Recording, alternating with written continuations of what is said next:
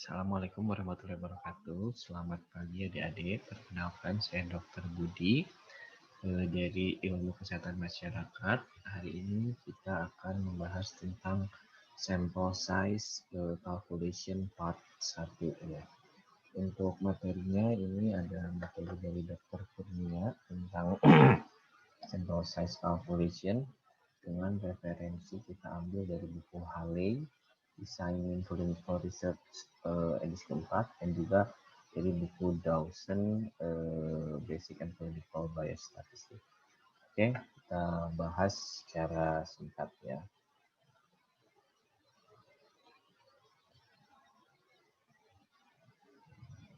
Jadi adik-adik sekalian, setelah adik-adik semua mempunyai pertanyaan penelitian dan menentukan desain yang akan digunakannya, maka langkah selanjutnya adalah menghitung seberapa banyak sampel yang harus diambil untuk penelitian adik-adik sekalian. Di sini ada bagan, jadi setelah kita berawal dengan pertanyaan penelitian, setelah pertanyaan penelitiannya sudah fix, lalu kita tentukan analisisnya, apakah kita akan dianalisis secara deskriptif ataupun juga secara analitik, kemudian juga dijelaskan si variabel dengan sejelas-jelasnya, outcome, predictor, ataupun confoundernya. Desain juga harus ditentukan dari awal penelitian, apakah eksperimental ataupun observasional, dan juga hipotesisnya seperti apa ya.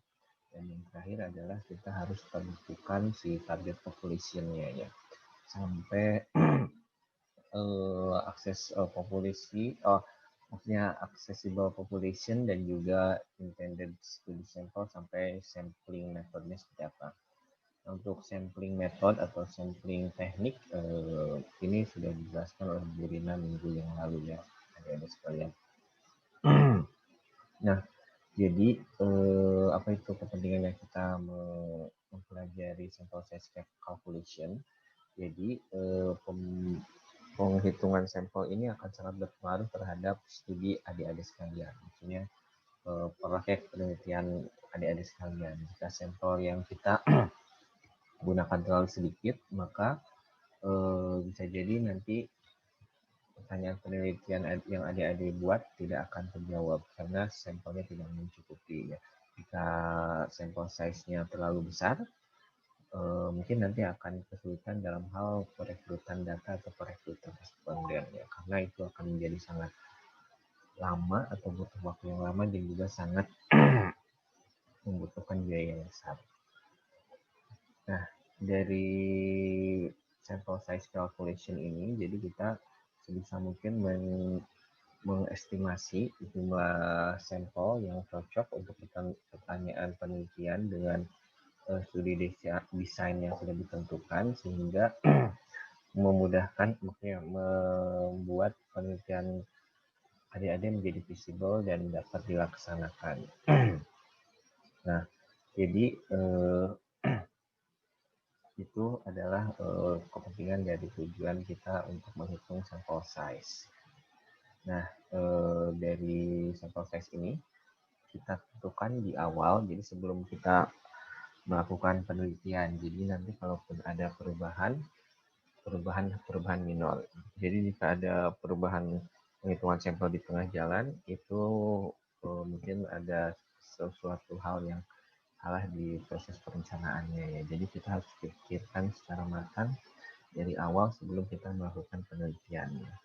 Nah, si penghitungan sample size ini nanti berkaitan dengan riset desain yang digunakan dan juga prediktor ataupun outcome yang akan kita hitung. Oke, kita lihat lagi selanjutnya. Nah, jadi penghitungan sample size atau dalam terminologinya kita lakukan sampling, jadi kita akan hanya mengambil sampel dari populasi. Kenapa kita melakukan sampling? Karena ini sudah jelas ya. Jadi nanti penggunaan sampling ini akan maksudnya sampling dilakukan agar kita tidak perlu mengambil seluruh populasi untuk didata. Dan jelas dengan metode yang seperti itu, maka prosesnya akan lebih cepat. Nah, kemudian juga proses sampling ini juga membuat penelitian kita menjadi less expensive dan juga secara statistik bisa kita pastikan bahwa penggunaan sampel ataupun perhitungan sampling yang sesuai kaidah statistik akan mendapatkan hasil yang akurat sama dengan jika kita melakukan sensus pada seluruh populasi. Dan kemudian jika di sini disebutkan bahwa sampel yang dilakukan secara proper dengan menggunakan probability method bisa juga akan kita dapatkan si estimated error dari si perhitungan statistikal tadi. Jadi kita bisa mencantumkan seberapa yakin penelitian kita, tingkat kepercayaan penelitian kita. Dan yang terakhir adalah ethical issue, karena jika penelitian kita melakukan intervensi, maka tidak etis jika kita melakukan intervensi kepada seluruh populasi yang akan kita teliti. Jika bisa dilakukan, jika kita bisa menggunakan teknik sampling, kenapa harus kita lakukan intervensi ke seluruh populasi? Nah, ini adalah skema dari proses sampling tadi ya. Jadi ini berkaitan dengan proses generalization atau untuk mengklaim seberapa besar atau seberapa luas penelitian kita bisa digeneralisasikan.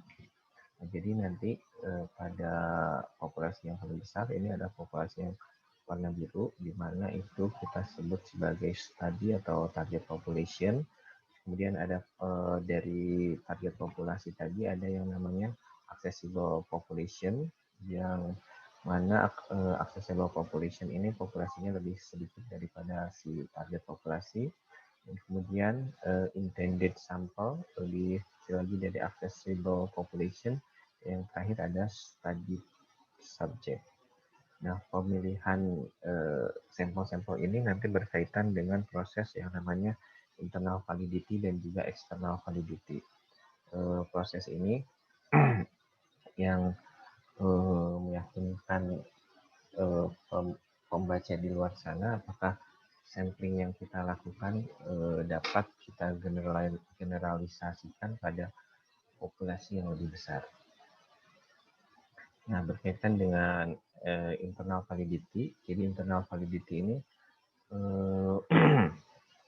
berkaitan dengan proses ketika adik-adik merepresent apakah sampel yang kalian ambil itu merepresentatifkan actual sampel subjek dari intended sample. Jadi dari sini apakah kita bisa pastikan bahwa sampel yang kita gunakan itu sama karakteristiknya dengan sampel pada intended sample, dan juga apakah ada problem-problem seperti not responden ataupun drop out dan juga loss to follow up. Nah, itu semua nanti akan menjadi perhitungan ataupun hal-hal yang perlu dipertimbangkan ketika proses sampling terutama pada pemilihan subjek di intended sample. Kemudian untuk yang proses external validity ini berkaitan dengan proses probabilistic sampling dari accessible population menjadi intended sample. Proses ini juga nanti akan menentukan seberapa valid sampel yang akan kita gunakan. Kemudian external validity 2 ini juga berkaitan dengan representativeness dari accessible population untuk mendapatkan target atau study population. Ini biasanya kita lakukan clinical judgment dari profesional. Nah, bagaimana kita mendapatkan appropriate sample size? Jadi kita biasanya gunakan ada yang namanya sample size formula dan juga ada penghitungan. Jadi ada rumus-rumus yang bisa kita gunakan untuk mendapatkan sample size yang sesuai atau yang ideal. Dan juga ada beberapa hitungan yang harus adik-adik lakukan untuk mendapatkan sample size yang ideal ya. Nah, jadi pertama seperti sudah dibilang di awal, jadi adik-adik harus tentukan dulu desain untuk penelitian kalian. Jadi desain harus sudah fix dari awal karena penggunaan desain yang berbeda akan menggunakan rumus penghitungan sampel yang berbeda. Di sini juga dijelaskan jika adik-adik akan meneliti tentang sensitivity dan specificity, maka rumus sampel yang akan digunakan adalah rumus sampel untuk diagnostik. Sedangkan untuk penelitian survival analysis, ini juga metodenya lain ya. Nah, kemudian berkaitan dengan tipe desain yang lain ya, adik-adik dari sekarang juga perlu tentukan apakah penelitiannya bersifat deskriptif ataupun bersifat analitik. Untuk deskriptif biasa juga contoh research questionnya seperti untuk menentukan prevalensi diare di kecamatan tertentu, terus kemudian ingin menentukan mean daripada suatu level daripada kimia darah ataupun itu nanti jatuhnya ke penelitian deskriptif. Sedangkan yang untuk analitik untuk mencari korelasi ataupun hubungan sebab atau hubungan antar variabel itu nanti jatuhnya pada desain analitik, dan dua desain ini akan menggunakan rumus penghitungan sampel yang berbeda. Perlu juga diketahui bahwa beberapa penelitian memang merupakan penelitian yang baru ya. Jadi ada kasus atau ada suatu kondisi di mana kita ketika menghitung sampel size perlu parameter tertentu seperti judgment daripada expert dan juga judgment daripada expert. Namun kalau memang benar-benar penelitiannya baru, maka kita perlu lakukan piloting study atau melakukan penelitian dengan sampel yang minimal untuk mendapatkan parameter tertentu seperti proporsi kejadian penyakit pada grup kontrol atau grup non-expose. Nah, itu kita lakukan penelitian atau pilot study terlebih dahulu untuk mendapatkan proporsi nilai tersebut sehingga kita bisa masukkan angka tersebut pada rumus perhitungan sampel. Nah, ini adalah nilai dari Z alpha dan Z beta yang biasa kita gunakan dengan beberapa kondisi ya. Biasanya kita pakai tingkat kepercayaan yang 95% dengan alfanya 5%. Ya, jadi nanti kita juga perlu teliti antara penelitian yang apakah dia sifatnya two-sided ataupun one-sided, karena penggunaan Z alpha pada grup yang one-sided dan two-sided angkanya berbeda dan ini juga rawan untuk disalahgunakan. Jadi maksudnya pada penelitian dengan desain yang one-sided hypothesis atau sided, dia akan menghasilkan penghitungan sampel yang berbeda. Jadi perlu diperhatikan pada saat-saat penghitungan sampel pada saat penghitungan dengan penggunaan Z alpha yang berbeda ini. Nah, perlu juga diingat, jadi karena suatu penelitian biasanya banyak research question ya, jadi pada satu desain bisa jadi ada 3 atau 4 pertanyaan penelitian, dan setiap pertanyaan penelitian bisa kita hitung jumlah sampel size minimum yang kita butuhkan. Jadi dalam satu desain mungkin saja kita bisa hitung beberapa sampel size minimal, dan itu nanti kita step di penelitian kita. Dan tentu saja nanti pertanyaan penelitian primer penghitungan sampel size untuk pertanyaan penelitian primer adalah yang jadi patokan untuk kita menentukan seberapa besar sampel penelitian yang harus kita dapatkan. Nah, ini beberapa strategi untuk meminimalkan sampel size dan memaksimalkan power secara teori ya. Jadi di sini dijelaskan di PowerPoint-nya bahwa penggunaan variabel continuous atau untuk outcome akan membuat kita mendapatkan sampel size yang lebih sedikit dengan power yang sama ya. Namun ini memang perlu pertimbangan lebih lanjut lagi dan perlu adik-adik lakukan diskusi dengan para pembimbing ya. Kemudian juga secara teori penggunaan desain pair measurement or matching. Jadi pada desain-desain yang menggunakan pengukuran berpasangan ataupun dengan cara proses matching secara teori akan menyebabkan penghitungan sampel size yang lebih rendah dari seharusnya. Jadi bisa dari awal adik-adik desain untuk men-set suatu desain yang membuat suatu pengukuran yang berpasangan ataupun yang menggunakan proses matching. Jadi ini secara teori akan meminimalkan sampel size. Kemudian dalam hal peningkatan presisi pengukuran, kita juga perlu memperhatikan tentang proses pengukuran suatu outcome-nya. Jadi kita harus standarkan proses pengukuran, metode proses pengukurannya, kemudian observer dan juga instrumen perlu kita kalibrasi dan juga kita lakukan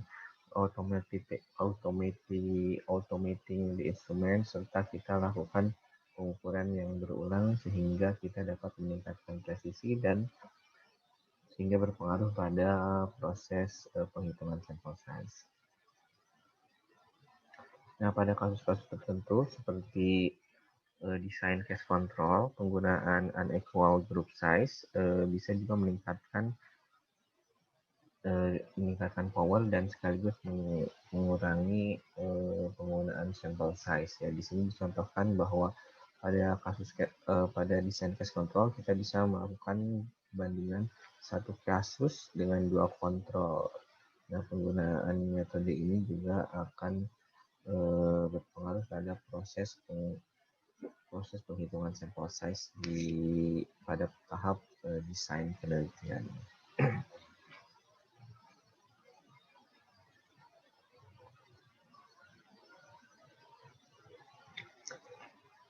Selain itu juga kita bisa menerapkan strategi seperti penggunaan penetapan outcome yang gampang didapat, kemudian pemilihan subjek yang tepat serta meningkatkan memperpanjang periode follow up sehingga kita dapat memaksimalkan power dan juga kita juga bisa men-set definisi daripada outcome sehingga lebih mudah atau lebih gampang ditemukan si outcome-nya. Dan yang terakhir ini adalah beberapa error yang sering dilakukan dalam proses penentuan sampel size. Pertama, kesalahan penggunaan rumus. Jadi pada penghitungan sampel size deskriptif tapi menggunakan